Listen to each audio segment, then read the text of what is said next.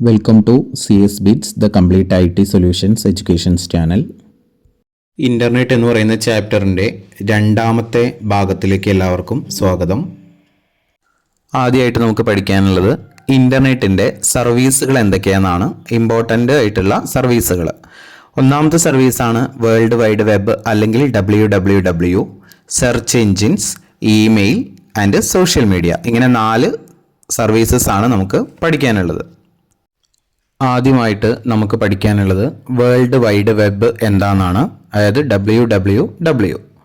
ഇവിടെ world wide web എന്ന് പറഞ്ഞു കഴിഞ്ഞാൽ ലിങ്ക്ഡ് ആയിട്ടുള്ള ഒരു കൂട്ടം ഹൈപ്പർ ടെക്സ്റ്റ് ഡോക്യുമെൻറ്റ്സ് എന്ന് പറഞ്ഞാൽ വെബ് പേജുകൾ. അപ്പോൾ ഇങ്ങനെ പരസ്പരം കണക്ട് ചെയ്തിട്ടുള്ള ഒരു കൂട്ടം വെബ് പേജുകൾ നമ്മൾ ഇൻ്റർനെറ്റിൻ്റെ ഹെൽപ്പോട് കൂടിയിട്ട് URL ഉപയോഗിച്ചും കൊണ്ട് ആക്സസ് ചെയ്യാൻ പറ്റുന്ന ഒരു സിസ്റ്റമാണ് WWW എന്ന് പറയുന്നത്. ഈ WWW എന്ന് പറയുന്നത് ഒരു ക്ലയൻറ്റ് സെർവർ സിസ്റ്റമാണ്, ഒരു നെറ്റ്വർക്കാണ്. അതായത് ഈ ഒരു നെറ്റ്വർക്കിൽ, വേൾഡ് വൈഡ് വെബ് എന്ന് പറയുന്ന ഈ ഒരു നെറ്റ്വർക്കിൽ ഒരുപാട് സെർവേഴ്സ് ഉണ്ടായിരിക്കും, ഒരുപാട് ക്ലയൻറ്റ്സ് ഉണ്ടായിരിക്കും. അതെല്ലാം കൂടെ പരസ്പരം കണക്റ്റഡ് ആയിരിക്കും. ഇനി നമുക്ക് നോക്കാനുള്ളത് ബ്രൗസർ എന്താണെന്നാണ്. ബ്രൗസർ എന്ന് പറഞ്ഞു കഴിഞ്ഞാൽ നമുക്കറിയാം അതൊരു സോഫ്റ്റ്വെയർ ആണ്. അതായത് വെബ് പേജുകൾ WWWയിൽ നിന്ന് ആക്സസ് ചെയ്യാൻ വേണ്ടിയിട്ട് യൂസ് ചെയ്യുന്ന ഒരു സോഫ്റ്റ്വെയറിനെയാണ് ബ്രൗസർ എന്ന് പറയുക. ഈ ബ്രൗസർ ഉപയോഗിച്ചിട്ടാണ് നമ്മൾ ഇൻ്റർനെറ്റിൽ ബ്രൗസ് ചെയ്യുക. നമ്മുടെ മൊബൈലിൽ അല്ലെങ്കിൽ കമ്പ്യൂട്ടറിലൊക്കെ ഉപയോഗിക്കുന്ന Google Chrome, Mozilla Firefox, ഒപ്പറ mini, safari, അതെല്ലാം ഏതിന് എക്സാമ്പിളാണ്? നമ്മളുടെ ബ്രൗസർ സോഫ്റ്റ്വെയറുകൾക്ക് എക്സാമ്പിളാണ്. അടുത്തത് ബ്രൗസിംഗ് എന്താണെന്ന് നോക്കാം. ബ്രൗസിംഗ് എന്ന് പറഞ്ഞു കഴിഞ്ഞാൽ WWWയിൽ നിന്ന് വെബ് പേജുകൾ ആക്സസ് ചെയ്യുന്നതിനെയാണ് നമ്മൾ ബ്രൗസിംഗ് എന്ന് പറയുക.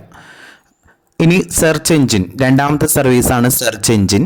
സെർച്ച് എൻജിൻ എന്താണെന്ന് വെച്ച് കഴിഞ്ഞാൽ, അതായത് നമ്മൾ സ്പെസിഫിക് കീവേഡുകളെല്ലാം ഉപയോഗിച്ചും കൊണ്ട് നമ്മൾ ഇൻ്റർനെറ്റിൽ നിന്ന്, അതായത് WWWയിൽ നിന്ന് ഡോക്യുമെൻറ്റ്സ് സെർച്ച് ചെയ്തെടുക്കാൻ വേണ്ടി യൂസ് ചെയ്യുന്ന ഒരു സ്പെഷ്യൽ സോഫ്റ്റ്വെയർ ഉണ്ട്. ആ സോഫ്റ്റ്വെയറിനെയാണ് നമ്മൾ സെർച്ച് എൻജിൻ എന്ന് പറയുക. ഉദാഹരണം ഗൂഗിൾ, യാഹൂ, എക്സെട്ര. ഇനി നമുക്ക് മൂന്നാമത്തെ സർവീസ് നോക്കാം. അത് ഇലക്ട്രോണിക് മെയിൽ അല്ലെങ്കിൽ ഇമെയിൽ ആണ്. നമ്മളെല്ലാവരും ഉപയോഗിക്കാറുണ്ട്. ഇമെയിൽ എന്ന് പറയുന്നത് 2 കമ്പ്യൂട്ടറുകൾ തമ്മിൽ അല്ലെങ്കിൽ 2 ഡിവൈസുകൾ തമ്മിൽ ഇലക്ട്രോണിക് ഫോർമാറ്റിൽ അല്ലെങ്കിൽ ഡിജിറ്റൽ മെസ്സേജുകൾ എക്സ്ചേഞ്ച് ചെയ്യാൻ വേണ്ടി നമ്മൾ യൂസ് ചെയ്യുന്ന ഒരു ഫെസിലിറ്റി അല്ലെങ്കിൽ ഒരു മെത്തേഡാണ് ഇമെയിൽ എന്ന് പറയുന്നത്. ഒരു ഇമെയിൽ അഡ്രസ്സിന് 2 ഭാഗങ്ങൾ ഉണ്ടായിരിക്കും. ആ 2 ഭാഗങ്ങളെയും @ സിമ്പൽ ഉപയോഗിച്ചുകൊണ്ടായിരിക്കും സെപ്പറേറ്റ് ചെയ്തിട്ടുള്ളത്. ആദ്യത്തെ ഭാഗം എന്ന് പറയുന്നത് യൂസർ നെയിം എന്ന ഭാഗവും രണ്ടാമത്തെ ഭാഗം എന്ന് പറയുന്നത് ഡൊമൈൻ നെയിമുമാണ്. നമുക്കൊരു എക്സാമ്പിൾ നോക്കാം. അവിടെ SERTkerala@gmail.com എന്ന് കാണാനുണ്ട് ഒരു ഇമെയിൽ അഡ്രസ്സ്. അതിൽ SERTkerala എന്നുള്ളത് യൂസർ നെയിമും പിന്നെ കൊണ്ട് സെപ്പറേറ്റ് ചെയ്തിട്ട് gmail.com എന്ന് കണ്ടില്ലേ, ആ gmail.com എന്നുള്ളത് ഡൊമൈൻ നെയിമും ആണ്. ഇനി നമുക്കൊരു ഇമെയിൽ അയക്കുമ്പോൾ നമുക്ക് എന്തെല്ലാം സെക്ഷൻസ് അതിലുണ്ടാവും എന്ന് നോക്കാം. അതിൽ to CC, BCC, subject, content, ഇത്രയും സർവീസുകളാണ് ഉണ്ടാവുക. ഇനി നമുക്ക് ഏതൊക്കെ സെക്ഷൻസ് ആണ് നോക്കാം. to എന്ന് പറഞ്ഞു കഴിഞ്ഞാൽ നമുക്കറിയാം, നമുക്ക് ആർക്കാണോ ഇമെയിൽ അയക്കുന്നത് അവരുടെ അഡ്രസ്സാണ് ടൂവിൽ നമ്മൾ കൊടുക്കേണ്ടത്. CCയും BCCയും സെയിം പർപ്പസിനാണ് യൂസ് ചെയ്യുക. അതായത് ഒന്നിലധികം ആളുകൾക്ക് നമുക്ക് ഇമെയിൽ അയക്കണം എന്നുണ്ടെങ്കിൽ കാർബൺ കോപ്പിയും ബ്ലൈൻഡ് കാർബൺ കോപ്പിയും, അതാണ് CCയും BCCയും. CCയും BCCയും മൾട്ടിപ്പിൾ റെസിപ്പിയൻസിന് നമ്മൾ ഇമെയിൽ അയക്കാൻ വേണ്ടിയിട്ടാണ് യൂസ് ചെയ്യുക. പക്ഷേ CC എന്ന് പറയുന്ന ഭാഗത്താണ്, സെക്ഷൻ്റെ അവിടെയാണ് നമ്മൾ ഇമെയിൽ അഡ്രസ്സുകൾ 10 അഡ്രസ്സുകളാണ് ടൈപ്പ് ചെയ്യണമെങ്കിൽ ആ 10 ആളുകൾക്കും മറ്റുള്ള എല്ലാവരുടെ ഇമെയിൽ അഡ്രസ്സും റിസീവ് ആവും. പക്ഷേ BCC എന്ന് പറഞ്ഞു കഴിഞ്ഞാൽ ബ്ലൈൻഡ് കാർബൺ കോപ്പിയാണ്, അവർക്ക് അത് റിസീവ് ചെയ്യാൻ പറ്റില്ല. അത്രയും അഡ്രസ്സുകൾ അവർക്ക് ആരാണോ അയക്കണമെന്നുണ്ടെങ്കിൽ ആ അഡ്രസ്സ് മാത്രമേ റിസീവ് ആവുള്ളൂ. പിന്നെ അടുത്ത സെക്ഷനാണ് സബ്ജക്റ്റ്. സബ്ജക്റ്റ് എന്ന് പറഞ്ഞു കഴിഞ്ഞാൽ നമ്മൾ അയക്കാൻ പോകുന്ന ഇമെയിലിൻ്റെ ഹെഡിങ് അല്ലെങ്കിൽ എന്താണ് നമ്മൾ അയക്കാൻ പോകുന്നത് എന്നുള്ള ചെറിയൊരു 1-2 സെൻറ്റൻസിലുള്ള ഒരു മാറ്റർ, അതിനെയാണ് നമ്മൾ സബ്ജക്റ്റ് എന്ന് പറയാം. ഇനി അടുത്തത് കണ്ടന്റ് ആണ്. കണ്ടന്റ് എന്ന് പറഞ്ഞു കഴിഞ്ഞാൽ നമുക്ക് എന്താണോ മെസ്സേജ് പാസ് ചെയ്യേണ്ടത് അതാണ് നമ്മൾ കണ്ടന്റ് സെക്ഷനിൽ ടൈപ്പ് ചെയ്യേണ്ടത്. അടുത്തത് നമുക്ക് ഇമെയിലിൻ്റെ അഡ്വാൻറ്റേജസ് എന്തൊക്കെയാണെന്ന് നോക്കാം. സ്പീഡ്, ഒന്നാമത്തെ സ്പീഡാണ്. സ്പീഡ് എന്ന് പറഞ്ഞാൽ നമുക്കറിയാം വളരെ സ്പീഡിൽ തന്നെ നമുക്ക് ഡാറ്റകൾ ഇൻ്റർചേഞ്ച് ചെയ്യാൻ പറ്റുന്നുണ്ട്. ഈസി ആയിട്ട് നമുക്ക് യൂസ് ചെയ്യാൻ പറ്റും. Attaching is possible. നമ്മളിപ്പോൾ ഞാൻ നിങ്ങൾക്കൊരു മെയിൽ അയക്കുകയാണെന്നുണ്ടെങ്കിൽ എനിക്ക് ഞാൻ അയക്കുന്ന മെയിലിൻ്റെ കൂടെ എനിക്ക് എന്തെങ്കിലും ഡോക്യുമെൻറ്റ്സ്, എന്തെങ്കിലും PPTയോ PDF ഒക്കെ നിങ്ങൾക്ക് അറ്റാച്ച് ചെയ്ത് അയക്കാൻ പറ്റും. എൻവയോൺമെൻറ്റ് ഫ്രണ്ട്ലി ആണ്. എൻവയോൺമെൻറ്റ് ഫ്രണ്ട്ലി എന്ന് പറഞ്ഞു കഴിഞ്ഞാൽ നമ്മളിവിടെ പേപ്പറും വേറെ ഒന്നും യൂസ് ചെയ്യുന്നില്ല. പ്ലാസ്റ്റിക് പോലെയുള്ളതോ അല്ലെങ്കിൽ പേപ്പർ, പെന്ന് അങ്ങനെ ഒന്നും യൂസ് ചെയ്യുന്നില്ല. നമ്മളിവിടെ എൻവയോൺമെൻറ്റ് ഫ്രണ്ട്ലി എന്ന് പറഞ്ഞാൽ വേസ്റ്റേജ് ഒന്നും വരാത്ത രീതിയിൽ പേപ്പറുകൾ കാര്യങ്ങളൊന്നും ഉപയോഗിക്കുന്നില്ല. അതുകൊണ്ട് നമ്മൾ എന്ത് ചെയ്യണം, എക്കോ ഫ്രണ്ട്ലി ആയിട്ട് നമുക്കത് യൂസ് ചെയ്യാൻ പറ്റും. പിന്നെ കോസ്റ്റ് എഫക്റ്റീവ് ആണ്. വളരെ ചുരുങ്ങിയ കോസ്റ്റിൽ തന്നെ നമുക്ക് എന്ത് ചെയ്യാൻ പറ്റും, ഇമെയിലുകൾ അയക്കാൻ പറ്റും. പിന്നെ എനിവെയർ എനി ടൈം അവൈലബിലിറ്റി ആണ്. നമുക്ക് എവിടെ ഇരുന്നു കൊണ്ടും എപ്പോൾ വേണമെങ്കിലും നമുക്ക് ഇൻ്റർനെറ്റ് കണക്ഷൻ ഉണ്ടെങ്കിൽ ഇമെയിൽ അയക്കാൻ പറ്റും. അടുത്തത് നമുക്ക് നോക്കാനുള്ളത് സോഷ്യൽ മീഡിയ എന്താണെന്നുള്ളതാണ്. സോഷ്യൽ മീഡിയ എന്ന് പറഞ്ഞു കഴിഞ്ഞാൽ നമ്മൾ ചിലപ്പോൾ ഓരോ വ്യക്തികൾക്കോ അല്ലെങ്കിൽ ഓരോ സമൂഹങ്ങളൊക്കെ ഉണ്ടാവില്ല, ഇൻഡിവിജ്വൽസ് അല്ലെങ്കിൽ കമ്മ്യൂണിറ്റീസിനൊക്കെ വേണ്ടിയിട്ട് എന്തെങ്കിലും മാറ്റേഴ്സൊക്കെ ക്രിയേറ്റ് ചെയ്യാനും അത് ഷെയർ ചെയ്യാനും അത് എന്താ പറയുക ചർച്ച ചെയ്യാനും ഡിസ്കസ് ചെയ്യാനും അത് എഡിറ്റ് ചെയ്യാനൊക്കെ കഴിയുന്ന ഒരു മൊബൈലും അതുപോലെ തന്നെ ഇൻ്റർനെറ്റും കൂടിയിട്ടുള്ള ഒരു സാങ്കേതിക വിദ്യയുടെ ഉപയോഗത്തെയാണ് നമ്മൾ എന്താ പറയുക സോഷ്യൽ മീഡിയ എന്ന് പറയുന്നത്. ഇനി ഈ സോഷ്യൽ മീഡിയ ഏതൊക്കെ ടൈപ്പിലുള്ള സോഷ്യൽ മീഡിയ ഉണ്ട് എന്നാണ് നമുക്ക് നോക്കാനുള്ളത്. ക്ലാസിഫിക്കേഷൻ ഓഫ് സോഷ്യൽ മീഡിയ പ്രധാനമായിട്ട് നമുക്ക് 6 ടൈപ്പിലുള്ള സോഷ്യൽ മീഡിയകളാണുള്ളത്. Internet forums, social blogs, micro blogs, wikis, social networks and content communities. അതിൽ ഒന്നാമത്തെ ഇൻ്റർനെറ്റ് ഫോറംസ് എന്താണെന്ന് നോക്കാം.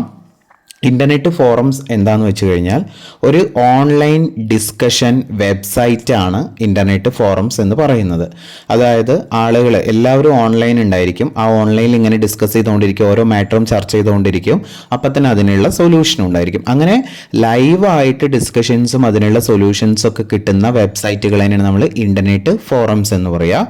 ഓരോ മാറ്ററിലുള്ള ഓരോ ഡിസ്കഷനെയും, ഓരോ ടോപ്പിക്കിലുള്ള ഓരോ ഡിസ്കഷനെയും നമ്മൾ പറയുന്ന പേരാണ് ത്രെഡ്. അതിന് എക്സാമ്പിളാണ് ഉബുണ്ടു ഫോറം എന്ന് പറയുന്നത്. ഇനി രണ്ടാമത്തെ സോഷ്യൽ ബ്ലോഗ് എന്താണെന്ന് നോക്കാം. സോഷ്യൽ ബ്ലോഗ് എന്താണെന്ന് വെച്ച് കഴിഞ്ഞാൽ ഇതും ഒരു ഡിസ്കഷൻ അല്ലെങ്കിൽ ഒരു ഇൻഫർമേഷണൽ വെബ്സൈറ്റ് ആണ്. ഒരുപാട് എൻട്രികൾ, ഒരുപാട് പോസ്റ്റുകളൊക്കെ റിവേഴ്സ് ക്രോണോളജിക്കൽ ഓർഡറിൽ ഉള്ള ഒരു വെബ് പേജ്, അതിന് നമുക്ക് സോഷ്യൽ ബ്ലോഗ്സ് എന്ന് പറയും. എന്താണ് റിവേഴ്സ് ക്രോണോളജിക്കൽ ഓർഡർ എന്ന് പറഞ്ഞു കഴിഞ്ഞാൽ അവസാനം പോസ്റ്റ് ചെയ്യുന്ന കണ്ടന്റ് ആയിരിക്കും ആദ്യം വരിക.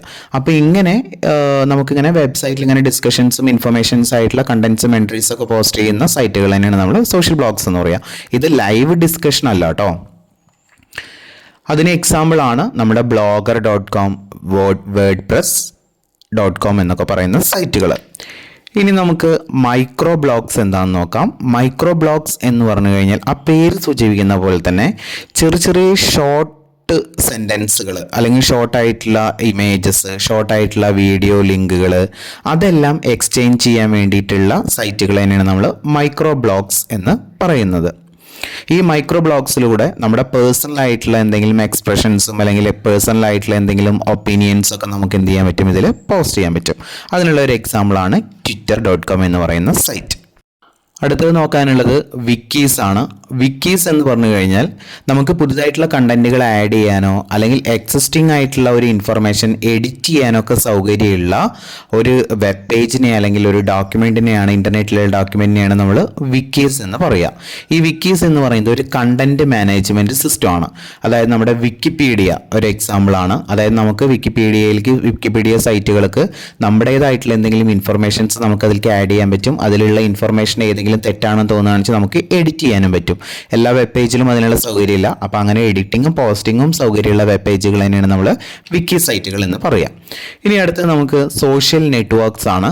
സോഷ്യൽ നെറ്റ്വർക്ക്സ് എന്ന് പറഞ്ഞു കഴിഞ്ഞാൽ ഈ സോഷ്യൽ നെറ്റ്വർക്ക് നമ്മളെ ഹെൽപ്പ് ചെയ്യുന്നത് എന്തിനാന്ന് വെച്ച് കഴിഞ്ഞാൽ നമുക്ക് നമ്മുടെ പേഴ്സണൽ ആയിട്ടുള്ള ഒരു വെബ് പേജ് നമുക്ക് ഡെവലപ്പ് ചെയ്യാൻ പറ്റും. ആ പേഴ്സണൽ ആയിട്ടുള്ള വെബ് പേജ് ഡെവലപ്പ് ചെയ്തിട്ട് നമുക്ക് നമ്മുടെ ഫ്രണ്ട്സിനെയൊക്കെ നമുക്ക് കണക്ട് ചെയ്യാനും ഫ്രണ്ട്സുമായിട്ട് കമ്മ്യൂണിക്കേറ്റ് ചെയ്യാനും ഫ്രണ്ട്സുമായിട്ട് ഇൻഫർമേഷൻസും ഡേറ്റകളൊക്കെ ഷെയർ ചെയ്യാനും കണ്ടന്റ്സ് ഷെയർ ചെയ്യാനും എല്ലാം നമുക്ക് പറ്റും.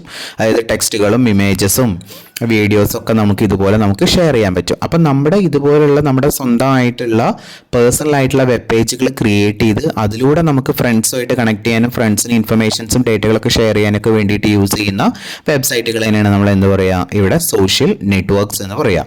ഫേസ്ബുക്കൊക്കെ അതിന് എക്സാമ്പിളാണ്. അപ്പോൾ ഫേസ്ബുക്ക് എന്ന് പറഞ്ഞാൽ നമ്മുടെ സ്വന്തമായിട്ടുള്ള ഒരു ഫേസ്ബുക്ക് ഒരു പേജ് നമ്മൾ സ്റ്റാർട്ട് ചെയ്യല്ലേ ചെയ്യുക, നമ്മുടേതായിട്ടുള്ള ഒരു വെബ് പേജ് സ്റ്റാർട്ട് ചെയ്യല്ലേ ചെയ്യുക, എന്നിട്ട് നമ്മൾ അതിൽ ഫ്രണ്ട്സും കാര്യങ്ങളൊക്കെ കണക്ട് ചെയ്യല്ലേ ചെയ്യുക.